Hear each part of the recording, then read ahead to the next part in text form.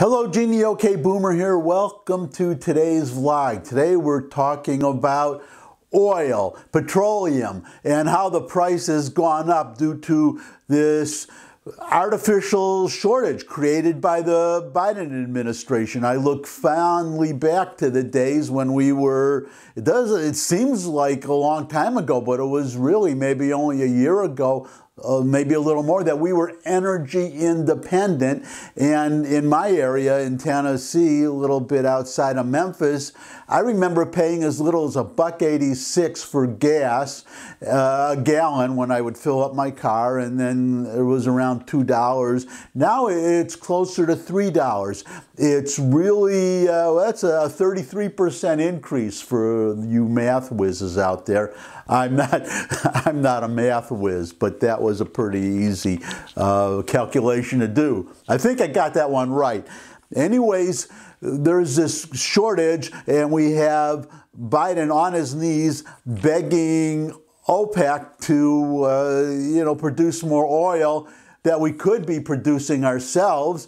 It's really pathetic. At the same time as he closes down the Keystone pipeline, as somebody said, this could be another vlog one of these days, that this administration has they're incapable of governing. They have no agenda, no plan, except to reverse everything that Donald Trump did. If former President Trump did something, they just go in and immediately reverse it without any consideration of the consequences, without any evaluation of each individual policy to see which policies were working, which ones were not. And that brings us back to oil, because, well, the president was just in Glasgow, this big energy conference, all these hypocritical world leaders burning all these. I mean, if you're worried about carbon footprint, they were bashing petroleum, even though Europe is having a big problem now because they were trying to switch to,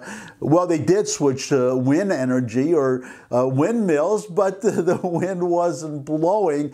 And I understand for natural gas, they are paying 16 times more than we are paying here. And we are paying more here because of this shortage. And on top of all that, which is what I want to get to today, you have Democratic representatives calling oil executives to Congress to testify and basically just to berate them, to chastise them for not paying enough attention to climate change. I'm sure you've heard all this before. Just say that they need to concentrate on climate change. Maybe, well, they haven't said anything about diversity, these Democrats, so maybe the oil companies are okay on about diversity. Otherwise, they would be bashing. We would hear a lot more about that.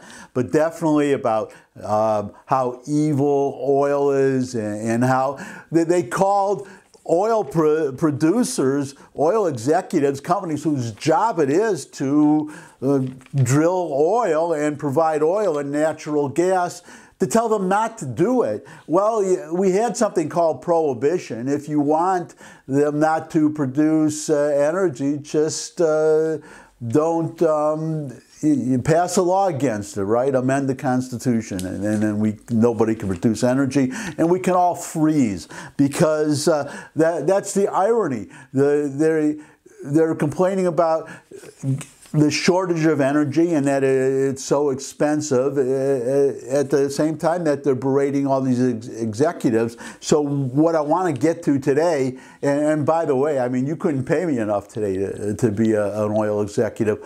Well, on second thought, you could. There is a certain, I'm for sale, you oil companies.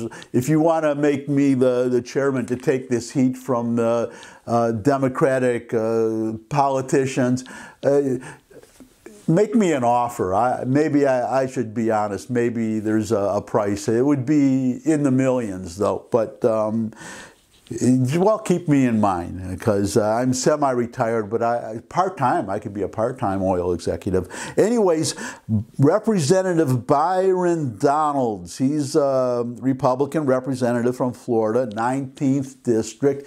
He was one of the Republicans at this, as you'll see in the video I'm going to show you in a second, a very sparsely attended by the representatives hearing to berate these oil executives. But Byron Donalds had a very different take on this whole situation. So let's go right to the video.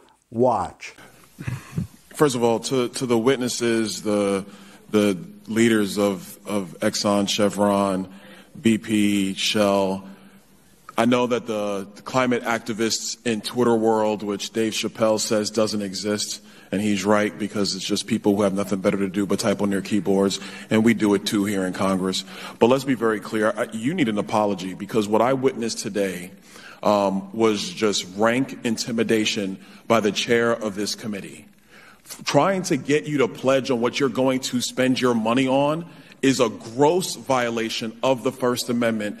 And just because we're members of Congress and we got microphones and we pass laws does not mean that we also have the ability to infringe on your ability to organize, whether it's API or anybody else, or what you choose to spend your money on. It is disgusting.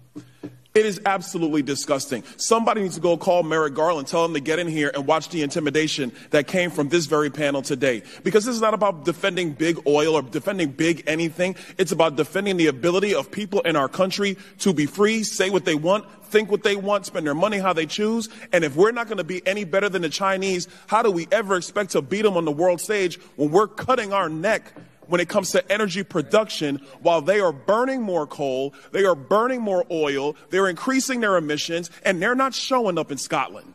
You know why they're not showing up in Scotland? Because they're interested in building an economy. They're interested in becoming the dominant economic player across the globe. They're interested in becoming the dominant military player across the globe. And while we joke around and mess around intimidating you guys who frankly heat our homes, you cool our fridges, you keep our cars going, this is insane. So I'm sorry for you. And I'm sorry for the people in our country who have to witness shenanigans like this and witness circuses like this. That's why they call that one show on HBO, whatever it is, The Circus, because that's exactly what this is. Welcome back, and all I can say about what you just saw and heard is amen. I am so glad to have heard somebody say that. I wanted to share it with everybody, and that's it for today. Thanks as always for stopping by. I really appreciate the time you spend with me.